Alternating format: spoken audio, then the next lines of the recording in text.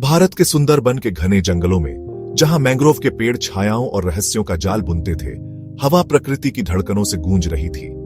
सूरज डूब रहा था, आकाश को नारंगी और लाल रंगों से रंगता हुआ, और रुद्र, एक विशाल बंगाल बाघ, घने झाड़ियों के बीच चुपके से चल रहा था। उसकी एम्बर आंखें शिकारी की एकाग्रता से चमक रही थीं, और उसका नारंगी काला धारीदार शरीर जंगल की छितरी रोशनी में घुल मिल गया था। 300 पाउंड का रुद्र इस दलदली जंगल का निर्विवाद राजा था। आज रात भूख उसके पेट में चाकू की तरह चुभ रही थी, और हवा में एक चीतल हिरण की खुशबू तैर रही थी, जीवित रहने का वादा जिसने उसके दिल की धड़कन तेज कर दी। झाड़ियां जड़ों, लताओं और कीचड़ का एक उलझा हुआ भूल भुलैया थीं, लेकिन रुद्र भूत की तरह सटीकता से चल रहा था। उसके गद्देदार पंजे धरती पर बिना आवाज किए पड़ रहे थे। प्रत्येक कदम एक सोचा समझा नृत्य था। उसकी पूंछ संतुलन बनाए रखने के लिए हल्के से हिल रही थी। चीतल, एक युवा नर हिरण जिसके सींग अभी पूरी तरह विकसित नहीं हुए थे, 50 गज दूर एक छोटे से खुले मैदान में चल रहा था, खतरे से बेखबर। उसके कान एक दूर के मेंढक की टर्राहट पर सजग हुए, लेकिन उसने रुद्र की निगाहों को नहीं भांपा, जो उसकी हर हरकत पर टिकी थी। रुद्र नीचे झुका, उसका पेट नम मिट्टी को छू रहा था। उसकी सांसें धीमी और नियंत्रित थीं। हवा ने दिशा बदली, उसकी गंध को हिरण से दूर ले जाकर एक सौभाग्य। वह और करीब बढ़ा, लटकती लताओं के पर्दे से गुजरते हुए अपने पंजों को सिकोड़कर कहीं टूटने से बचाया। अब खुला मैदान केवल 30 गज दूर था, और चीतल ने सिर उठाकर हवा सूंघी। रुद्र स्थिर हो गया, उसका शरीर जंगल से तराशी गई मूर्ति की तरह। उसका दिल शिकार के रोमांच से धड़क रहा था। हिरण की आंखें झाड़ियों की ओर घूमी, लेकिन रुद्र का छलावरण अडिग रहा। एक तनावपूर्ण पल के बाद चीतल ने फिर से चलना शुरू किया, और रुद्र की मांसपेशियां कमान की तरह तन गईं। 20 गज दूरी कम हो रही थी, लेकिन जंगल उसका साथी नहीं था। एक मैंग्रोव की जड़ जमीन से उभरी थी, जो उसे ठोकर मार सकती थी, और एक बंदर की अचानक छलांग से पत्तियों की सरसराहट ने चीतल का सिर फिर से ऊपर उठा दिया। रुद्र के कान पीछे खींच गए।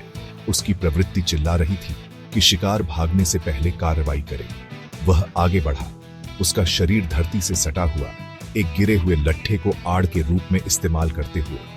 हिरण की पूंछ बेचैनी से हिली, उसे कुछ गलत होने का आभास हुआ, लेकिन वह अभी भी नहीं भागा।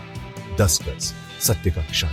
रुद्र की आंखें सिकुड़ गईं, उसकी पुतलियां फैल गईं, क्योंकि उसने चीतल के कमजोर हिस्से पर निशाना साधा।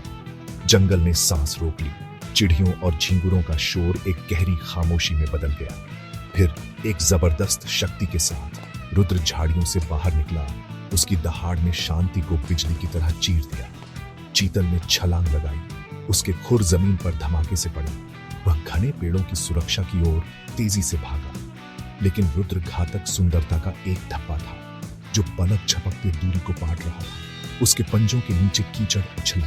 जब वह एक नाले के ऊपर से कूदा, उसके पंजे फिसलन भरी जमीन को पकड़ने के लिए बाहर निकले। चीतल बाईं ओर मुड़ा, मैंग्रोव के बीच से गुजरते हुए, लेकिन रुद्र ने उसकी चाल का अनुमान लगाया। एक छाप काट कर रास्ता रोका। उसके जबड़े खुले, उसके नुकीले दांत डूबते सूरज की रोशनी में चमके, और वह हवा में उछला। हिरण ने बेतहाशा लड़ने की कोशिश की। उसके सींग एक पेड़ को खरोंचते हुए, लेकिन रुद्र का वजन उस पर गिरा। उसके पंजे हिरण के पिछले हिस्से में फंस गए। एक तीखी चीख जंगल में गूंजी। जब चीतल लड़खड़ाया, उसकी टांगें बाघ की अथक शक्ति के नीचे झुक गईं। संघर्ष तीव्र लेकिन संक्षिप्त था। रुद्र के जबड़े हिरण की गर्दन पर बंद हुए। उसकी ताकत ने उसके छटपटाने को दबा दिया। कुछ ही पलों में चीतल शांत हो गया। उसकी लड़ाई खत्म हो गई। रुद्र हाँफते हुए खड़ा था। उसका सीना तेजी से उठ रहा था। उसके मुंह पर खून के धब्बे थे। जब उसने जंगल का जायजा लिया, शिकार खत्म हो चुका था, लेकिन जीत कड़वी थी। जीवित रहने के लिए बलिदान की जरूरत थी, और रुद्र की जीत एक और प्राणी का अंत थी। उसने अपनी ट्रॉफी को छाया में घसीटा। उसकी एम्बर आंखें लुटेरों के लिए जंगल को स्कैन कर रही थी, अपनी मेहनत से जीते भोजन की रक्षा के लिए तैयार।